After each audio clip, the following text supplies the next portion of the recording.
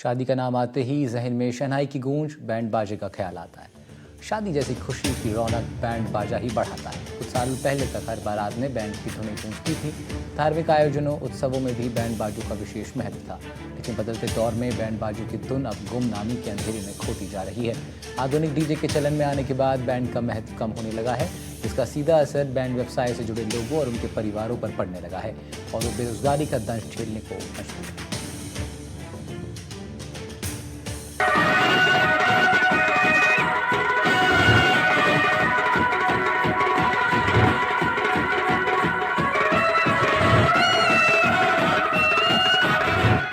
एक समय था जब शादी के मौके पर बैंड बाजे की बुकिंग के लिए महीनों पहले से लाइन लगानी पड़ती थी।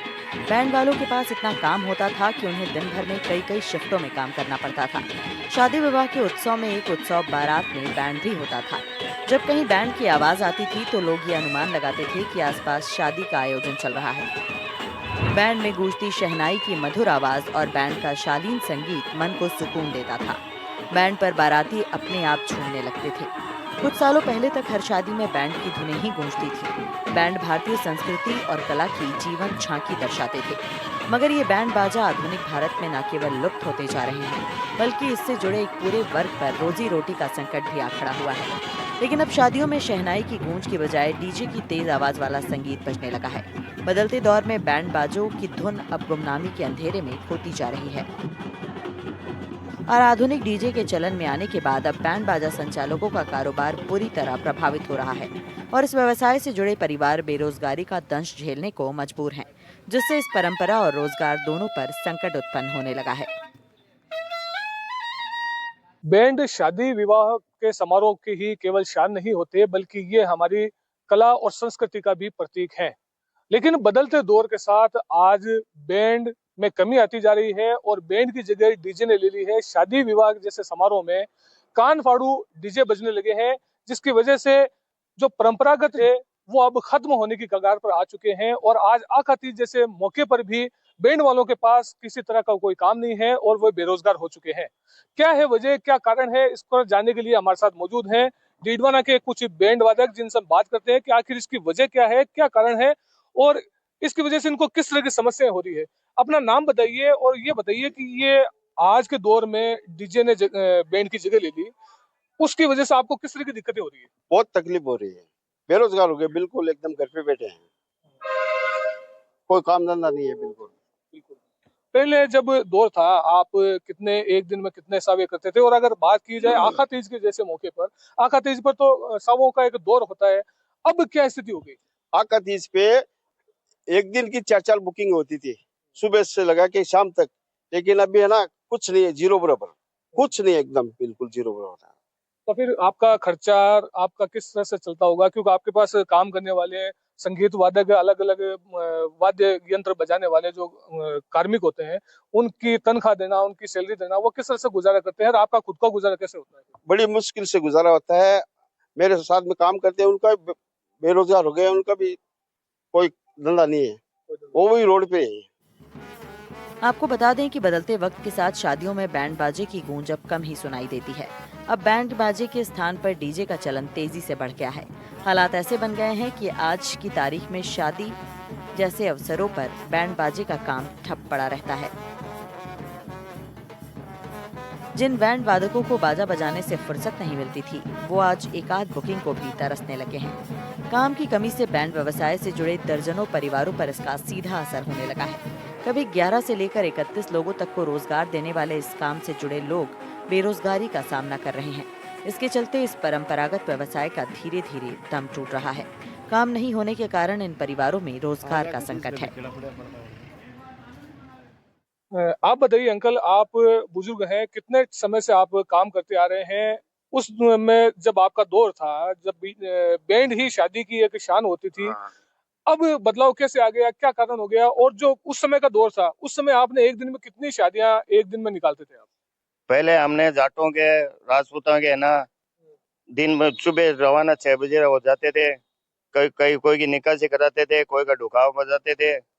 शाम तक है ना ओसार नहीं मिलता, इस ट्रैक्टर में बैठा, बाकी के भाके भूसी ट्रैक्टर में बैठते थे, तावड़ा की लाई के मायने भरी दोपहरी में, और हम तपस्या करते थे और ओसार नहीं मिलते हमको।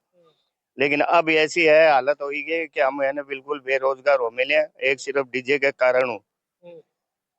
अभी पुल चावा है, लेकिन एक ही इतनी रेडियां खड़ी है और खड़ी है, उनकी कोई बुकिंग नहीं है। हाँ, कोई बुकिंग नहीं है। इनका कहना है कि आखा तीज जैसे शादी के इस खास मौके पर भी बैंड वालों के पास काम नहीं है। बैंड अपने ही स्थान पर खड़े हैं, किसी तरह का कोई काम नहीं होने की वजह से बेरोजगारी जैसे हालात इनके सामने हो चुके हैं। आप कौन सा वाद्य यंत्र बजाते हैं और कितना समय हो गया आपको ये काम करते हुए, और अब क्या स्थिति है? सब वैसे हो गए, हमको हो गए 20 साल हो गई। 20 साल के अंदर इतना सावर बजाते थे हम, लेकिन सावर बजाने के बाद में अब ऐसा हो गया, हम तो यहाँ बैठे हैं, घर पे बैठे हैं, कोई धंधा पानी नहीं चल रहा है, अन्य कोई बात चल रहा है। इतने सावर बजाते थे पहले हम, लेकिन अभी ऐसा हो गया, हम ऐसे ही बैठे हैं, लिख में बैठे हैं और हम हमारा टाइम पास कर रहे हैं।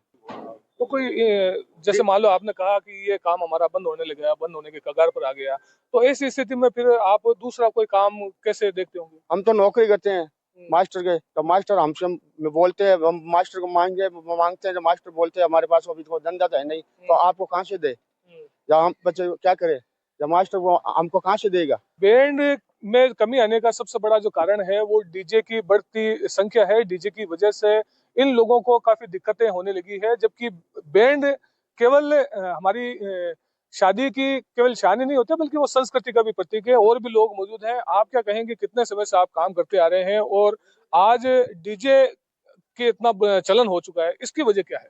इसकी वजह मेरे दादा परदादा ये काम कर रहे हैं, मैं भी ये काम कर रहा हूँ 15 साल से, और मैं ऑर्गन बजाता हूँ, और हमारे पास 30-40 आदमी स्टाफ भी काम करते हैं। तो आज उसको हम तनख्वाह देते वो कहाँ से देते हैं? हमारा जो काम है वो काम तो चल नहीं रहा है। वो आते कि आज मेरे घर में वो फंक्शन है, आज मेरे घर में वो फंक्शन है, तो हम उसका पेट कैसे भरें? हम हमारा नहीं भेज रहे तो हम उसका कैसे भरेंगे? बैंड बाजा केवल व्यवसाय नहीं है, बल्कि ये भारतीय कला, परंपरा और संस्कृति का भी प्रतीक है। ऐसे में सरकार और प्रशासन को चाहिए कि अवैध डीजे पर प्रतिबंध लगाए और बैंड को प्रोत्साहित किया जाए। शादी विवाह जैसे उत्सव में बैंड बाजों को शामिल कर न केवल लोक संस्कृति को बचाया जा सकता है, बल्कि इससे जुड़े परिवारों की आजीविका भी सुनिश्चित की जा सकती है। क्योंकि बैंड बाजे सिर्फ संगीत नहीं है, ये हमारी सांस्कृतिक धरोहर और खुशियों का भी प्रतीक है। सरकार और प्रशासन जो है वो भी डीजे पर रोक लगाने की बात करते हैं, लेकिन अमूमन देखने में आता है कि रोक जो है उन पर नहीं लग पाती। क्या मांग करेंगे सरकार से, प्रशासन से? सरकार से हमें हमारी तो ये मांग है कि भाई हमारा बैंड का धंधा वापस चल जाए और सबको रोजगार मिल जाए। तो आप देख सकते हैं किस तरह से बैंड की स्थिति दिनों दिन दयनीय होती जा रही है। इन लोगों के पास काम की भारी कमी होने लगी है। किसी जमाने में शादी के मौके पर जब बैंड बजता था तो वही शादी की एक रौनक होती थी, वही शान होती थी, और यही भारतीय संस्कृति और राजस्थानी संस्कृति का एक प्रतीक भी होता था। लेकिन वक्त बदलने के साथ अब बैंड की जगह डीजे ने ले ली है, जिसकी वजह से बैंड में काम करने वाले कारीगर अब बेरोजगार हो चुके हैं और उनके सामने अपनी रोजी रोटी को लेकर के भी संकट उत्पन्न होने लगा है। ऐसे में सरकार और प्रशासन को चाहिए कि डीजे पर प्रभावी रोक लगाए, साथ ही बैंड जैसे जो पारंपरिक संस्कृति के प्रतीक हैं उनको भी वापस बढ़ाए दिया जाए। डीडवाना से जहीर अब्बास उस्मानी, एनडीटीवी।